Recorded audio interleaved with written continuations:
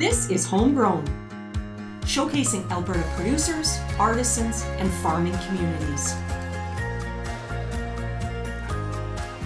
Brought to you by Connect First Credit Union. Hello, I'm Life Williamson, CEO of Agriculture for Life. Today we're horsing around to learn about horses with Kent Williamson. Thank you for taking time out of your day. I know it was a little bit of voluntold, but thanks for having us. No problem. I'm fully available. So full disclosure, Kent is my husband. So as a part of agriculture, we're going to dive in a little bit about horses, talk about horses. So we know years ago, horses were a lot more prominent on farms than ranchers. They were in fact workhorses. They were out in the fields, they were transportation, they were heavy lifters. Some farms continue to use horses today, see it a lot more on ranches. But of course, horses in agriculture today with, sort of brings us back to recreational and enjoyment. Can you tell us a little bit about the transition of horses through the years and what you have seen? Well, like you say, horses started off, as pretty much a utilitarian or a work scenario. Everything was, work or war, I guess. And then, as things evolved, the breeding, the specialization of breeding to different disciplines, I guess the modern horse now is a variant of horses. So they're all in different disciplines, bred a certain way for that discipline, and then the training is adapted to those disciplines too. So the general horsemanship idea, although there is good horsemanship in anything, or you want it to be good horsemanship, it's very specialized now. Yeah, so it has. So let's talk a little bit about discipline. So yeah. You really specialize in a lot of foundational training. So right. with all disciplines. So tell us a little bit about what does that mean? Foundation training is just, like kindergarten to maybe grade 6 in our terms. Getting the horses well-rounded and with a solid background, and then these specialized disciplines, they tend to cope better. Okay. Like they have the skills or the life skills, like we would put, as life skills, but the horses kind of have a well-rounded background, then specialize. They often do better that way.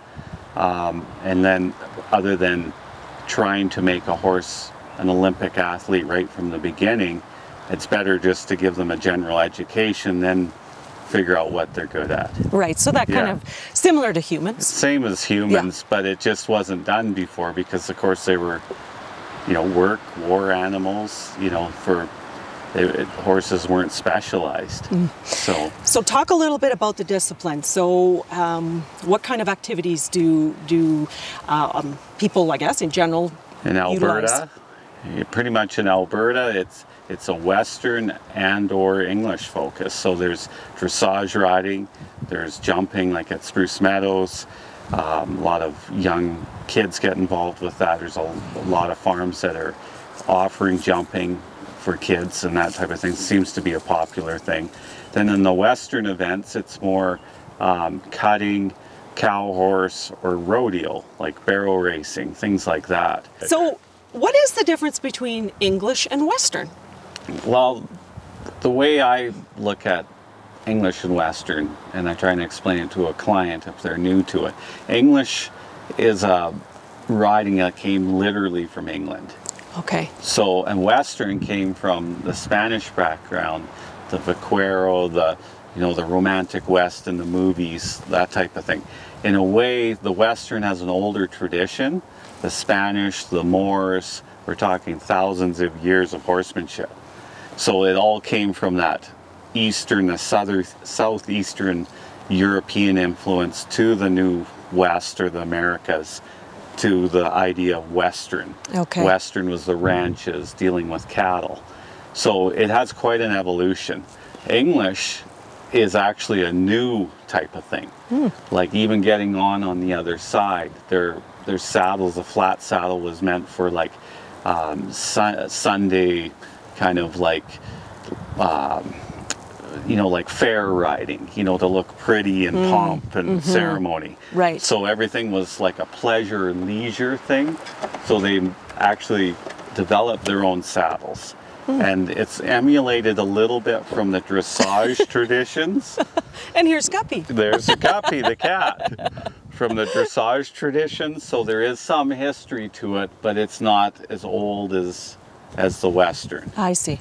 So tell us a little bit about some of the discipline I know that happen to know, the cow horse and the cutting. So you do a lot of training and a lot of breeding within that.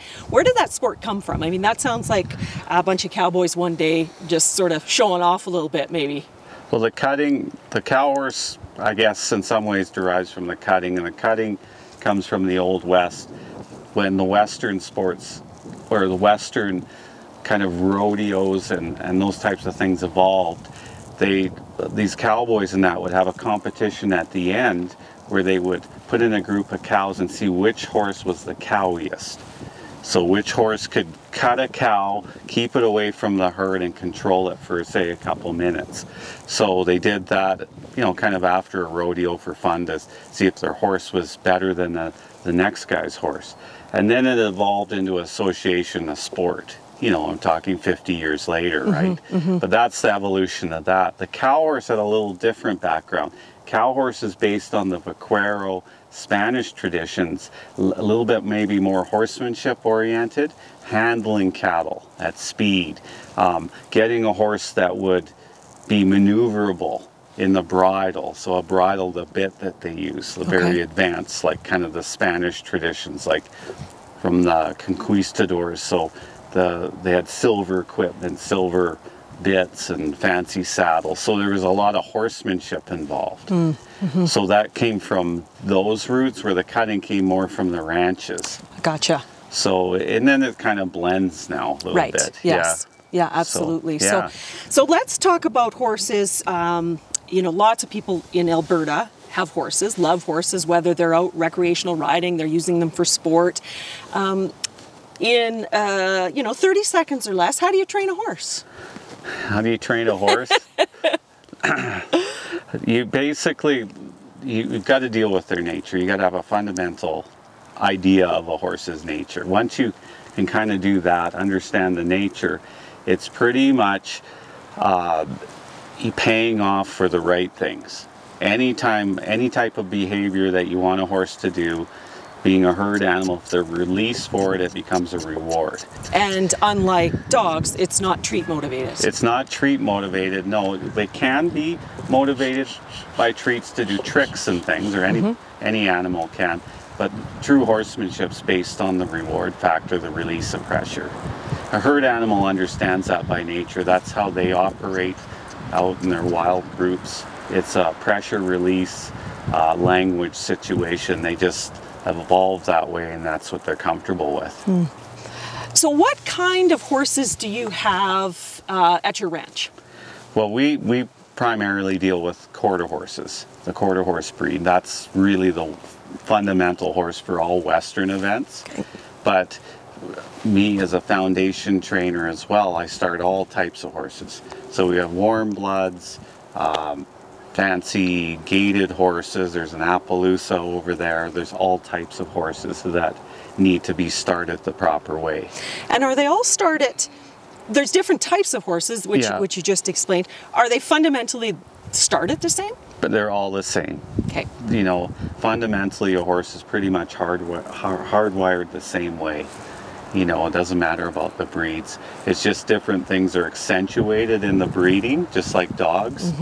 You know, some aspects, some how can you put it, traits are emphasized in the breeding. Right. Well, as an example with the cow horses, they're bred to be cowy. Exactly. So you're going to see that more so when you're training versus a warm blood that isn't going to understand what they're meant to do with the cow. So you're going to see that coming out. There's an old saying that a horse is a horse, of course, or something like that.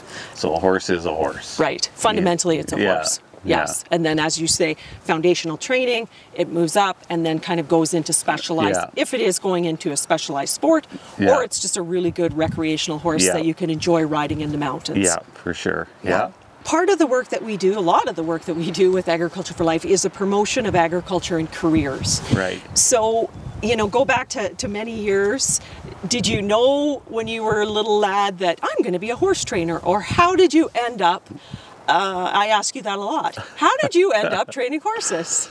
Ended up training horses because probably myself is a little different than most people. A lot of guys just want to make a living, and you know, there's prestige with showing and that, which is kind of part of it. For me, it was kind of the puzzle of their mind, I think. I think it was trying to unlock how to do it, and it's just the more you do it, the more kind of complicated it is, but it's actually simple. But it isn't simple, it just keeps going. Right. Because you're dealing with animals and behavior. For sure. So it's a challenge. I think it's like somebody that gets teaching and all of a sudden they're retiring from university as a professor. Why did you want to teach? Well, I think fundamentally they wanted to teach, you know, help students and get through the horses. I think it was more about the horses. I don't think I would do it if you didn't have that core kind of compassion, I guess, for the horses.